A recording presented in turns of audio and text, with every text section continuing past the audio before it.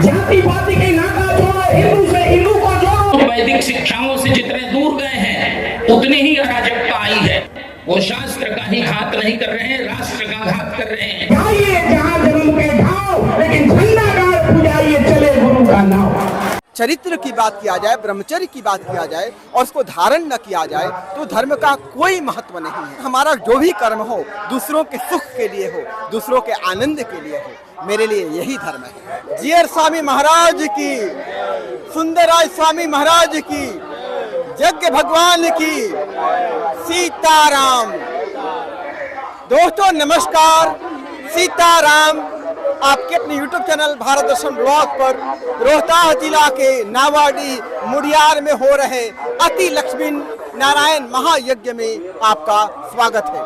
दोस्तों आज यज्ञ का चौथा दिन है, 4 नवंबर, और आज धर्म सम्मेलन होने वाला है। दोस्तों देश के कोने कोने से विद्वान संत महापुरुष आज पधारेंगे और धर्म पर विशद चर्चा होगी, धर्म पर अपने राय रखेंगे। बहुत ही अद्भुत आज संत समागम होने वाला है, सह धर्म सम्मेलन होने वाला है। तो अभी हम अंदर चलेंगे, सत्संग पंडाल में आप लेकर के आपको चलेंगे और पूरा धर्म सम्मेलन आपको दिखाएंगे। आज का दिन बहुत ही इम्पोर्टेंट है, इस वीडियो को मिस मत कीजिएगा।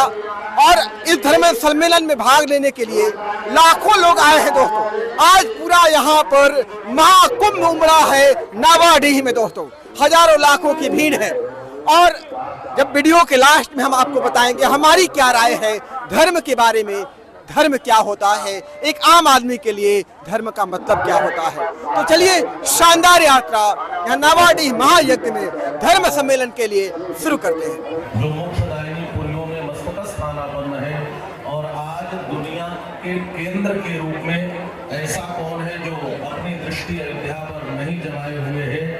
आज 500 वर्ष अनंत कोटि ब्रह्मांड नायक भगवान यज्ञ जीवन में जितने भी धर्मों का या हमारे जो धर्म की जितनी भी क्रियाएं हैं उनका हम जितना भी अनुष्ठान करते हैं वे स्थूल है और सूक्ष्म क्या है। नोत्पादयेद यदि रतिम श्रम एवं ही केवलम।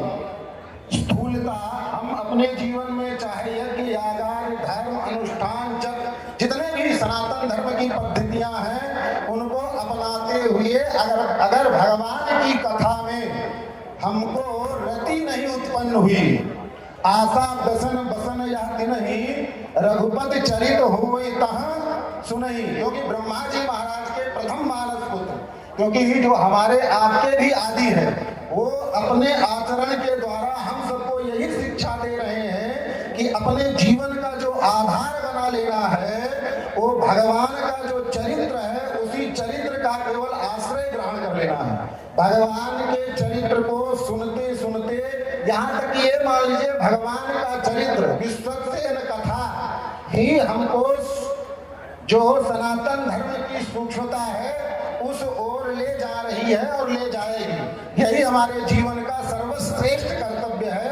अगर भगवान की कथा में हमारा मन रमने नहीं लगा है तो अभी हमारा धर्म कहीं ना कहीं पूरी तरीके से संपादित नहीं हुआ है। इसी बात को रखते हुए अपनी वाणी को विराम देते हैं। बोलिए वृंदावन बिहारी लाल की। जब जब हो ही धर्म के हानि, बाढ़ ही असुर अधम अभिमानी, और तब तब प्रभु धरि विविध शरीरा। ये हमेशा आते हैं, हर युग में आते हैं। अभी डबल स्टैंडर्ड हो गया है, दोहरा चरित्र हो गया है, उसमें हम लोगों के पक्ष में ज्यादा कमी है। हमारा प्रमाद यदि न हो तो एक भी अराजक तत्व, एक भी वैदिक सनातन धर्म का विरोध करने वाला तत्व इस देश में सिर नहीं उठा सकता। लेकिन हमारा प्रमाद है। मैं निवेदन करना चाहता हूं बड़ी विनम्रता पूर्वक कि मुगलों के काल में जब वे तिलक और जनेऊ को देख कर और हत्याएं कर रहे थे उस समय भी वैदिक सनातन धर्म दबा नहीं। लेकिन अंग्रेज आए, उन्होंने कूटनीति का सहारा लिया। जो वर्ग धर्म का प्रधान था, जो धर्म का शिक्षक था, जो धर्म का आचार्य था, अध्यापक था, अभिभावक था, उसको उन्होंने दस्तरखान पर बैठा कर खाना खिलाना शुरू किया, उसके आचार विचार भ्रष्ट कर दिए, और इसका परिणाम है कि हम अपने वैदिक आचार्यों और वैदिक शिक्षाओं से जितने दूर गए हैं उतनी ही अराजकता आई है कि मनवादी धर्मशास्त्र और वेद जो हैं ये धर्म के एकमेव प्रमाण हैं। वेदाः प्रमाणम वेदोखिलो धर्म मूलम, संपूर्ण धर्मों के मूल भगवान वेद हैं। वेद में सुधार नहीं हो सकता। वेद को कसौटी मानकर, वेद को निकष मानकर अपने चरित्र चिंतन में सुधार की आवश्यकता है। बंधुओं, जब अंग्रेजों का भारत था उस समय 10 किलोमीटर पर 2-2 महामहोपाध्याय मिल जाते थे। इस समय 10 जिलों में एक बढ़िया वैयाकरण मिलना मुश्किल है, एक बढ़िया वैदिक मिलना मुश्किल है। ये किसकी कमी है? ये हमारी कमी है। सरकार सब कुछ नहीं कर सकती। हम जैसे होंगे सरकार उस प्रकार का रुख बदल लेगी। समाज को जगाने की आवश्यकता है। मैं समझता हूं, मैं बात पूरी करूं जल्दी से। तमिलनाडु में जहां भगवत पाद श्री रामानुजाचार्य महाभारत का आंध्र में, तमिलनाडु में, और जहां उनका कर्म क्षेत्र है, जहां से उनके पूरे संदेश पूरे विश्व में, ब्रह्मांड में जा रहे हैं, और उस स्थान पर आज विधर्मियों का बोलबाला है। भगवान वेंकटेश्वर या जो भी हमारे तीर्थ हैं वो दूसरे पंथ के लोगों के अधिकार में हैं। उनके नाम, उनके वेश, उनके स्वरूप हमारे जैसे हैं। इस पर ध्यान देना होगा। वहां के हमारे धन का, हमारे मंदिर मठ मंदिरों की आय का और दुरुपयोग हो रहा है। इसको रोकने वाला कोई नहीं है। क्यों नहीं है? क्योंकि समाज का दोहरा मानदंड है। राजनीतिक दृष्टि से कुछ और है और धार्मिक दृष्टि से कुछ और है। इसका हमारे तथाकथित जो नेता हैं वो लाभ ले रहे हैं, और उनका लाभ क्या है? वो शास्त्र का ही घात नहीं कर रहे हैं, राष्ट्र का घात कर रहे हैं, गोघात कर रहे हैं। पूरे तमिलनाडु में, पूरे आंध्र में और उन क्षेत्रों में उनका तेजी से ईसाईकरण हो रहा है, उनका तेजी से मुस्लिमकरण हुआ है। हम किसी पंथ के विरोध में नहीं है, लेकिन वैदिक सनातन धर्म का संरक्षण नहीं होगा, और यदि भारत में नहीं होगा, भगवान और आचार्यों की भूमि में नहीं होगा, तो कहां होगा? हिंदुओं को नष्ट करने के लिए सब लगे हुए हैं, और पूरे विश्व की शांति, सुख व्यवस्था और समृद्धि के लिए यदि किसी के पास चिंतन है, यदि किसी के पास चरित्र है, यदि किसी के पास त्याग और तप का बल है, तो वो भारतीय दार्शनिकों के पास है, वो हिंदुओं के पास है, वो सनातन धर्मावलंबियों के पास है। इसलिए जो स्वयं डेंगू है, स्वयं चिकुनगुनिया है, और वे धर्म को लांछित करने की कुचेष्टा कर रहे हैं, उनकी यह कुचेष्टा अत्यंत शीघ्र बर्बाद हो जाएगी। बहुत बहुत धन्यवाद। हर हर महादेव। जय श्रीमन्नारायण। जीवन में 2 बातें याद आ जाए तो मैं समझता हूं कि समाज सुधर जाए।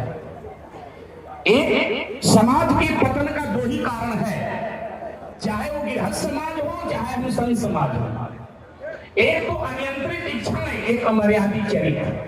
2 अगर जीवन में सुधर जाए तो संसार में कहीं भी इस तरह से कुरीतियां देखने को नहीं मिलेगी। मैं तो कहता हूं कि सुंदरलाल स्वामी जी नहीं, समुंदरलाल स्वामी जी है। आज जो समुंदर जो दिखाई दे रहा है, एक संत के जीवन की तपस्या और सनातन धर्म की व्याख्या करना हो कि इससे ज्यादा और कुछ करने की जरूरत ही नहीं पड़ेगी। कुछ लोग कहते हैं कि जिसका गुरु पहलवान और चेला, गुरु मेहरबान और चेला पहलवान, जन्मभूमि बहुत ही दूर नहीं है जिसकी, और जन्मभूमि के बहुत नजदीक में जिसने तपस्या के बदौलत दिखा दिया। कभी हमने सुना था कि तुलसी वहां न जाइए जहां जन्म के ठाव, गुण और गुण देखे नहीं धरे पाछलो नाव। तो तुलसीदास जी ने पूछा गुरु जी से, गुरु जी जाना चाहिए क्या? गुरु जी ने कहा जरूर जाना चाहिए। बोले क्यों जाना चाहिए? बोले तुलसी वहां पर जाइए जहां जन्म के ठाव, लेकिन झंडा गाड़ पूजाइए चले गुरु का नाव। आज विवेकानंद स्वामी जी सरकार जहां भी होंगे, उनकी अंतरात्मा सुंदरलाल स्वामी में प्रवेश कर गई होगी, और उसके अंतरात्मा से आशीर्वाद एक पूरे जगत की जनता को मिल रही होगी। अद्भुत संगम, अद्भुत समागम, अद्वितीय, अविस्मरणीय कार्यक्रम आपके सामने दिख रही है। धर्म बचेगा, देश बचेगा, नहीं तो केवल भारत अवशेष बचेगा। राम बचेंगे, कृष्ण बचेंगे, राम बचेंगे, कृष्ण बचेंगे, चारों धर्म महान बचेगा। और याद कर लेना, अगर हिंदू जागा तो वेदों का संदेश बचेगा। विश्व शांति के चाह बचेगी, विश्व शांति के चाह बचेगी, सत्य सनातन राह बचेगी। अगर अभी तू जाग गया तो, अगर तू हिंदू जाग गया तो हिंदुओं का सम्मान बचेगा। जाति पाति के नाता छोड़ो, हिंदू से हिंदू को जोड़ो। हाथ में माला हो कोई परेशानी नहीं है, लेकिन जब देश में कोई हाथ उठा ले तो माला फेंक करके भाला भी उठाने की आवश्यकता है। माला फेंक करके भाला उठाने की आवश्यकता है। आज हमारा सनातन धर्म में जीवन जीने वाला एकमात्र वैदिक सनातन आचार्यों के बीच में अगर चिंतन किया जाए तो रामानुज स्वामी जी ऐसे हुए जिन्होंने मानव समरसत्ता की बात कही है, मानव समानता की बात कही है। विचार की समानता हो या न हो, पर मानवीय समरसत्ता की अगर किसी ने विचारधारा इस धराधाम पर स्थापित किया तो केवल और केवल रामानुज स्वामी जी ने किया। विडंबना यह है कि हम अपने सिद्धांत के विचारधाराओं से भटक करके केवल एक हुंकार भरने की परंपरा है, और एक बुरा नहीं मानना चाहिए, लेकिन शंख को आप जितना लगा करके मुंह फूकेंगे वह उतना ही तेज बजता है, और जब जब उसमें हवा की कमी होगी तो शंख शिथिल पड़ जाता है। जरूरत नहीं है किसी को हुंकार भरने की। हमारे सनातन धर्म में वो जागृति है, सनातन धर्म सोते हुए भी जागृत रहता है। और हमारे आचार्यों ने भजन भी गाया, भय अतिराज इस जग में गुरु जी हो तो ऐसे हो।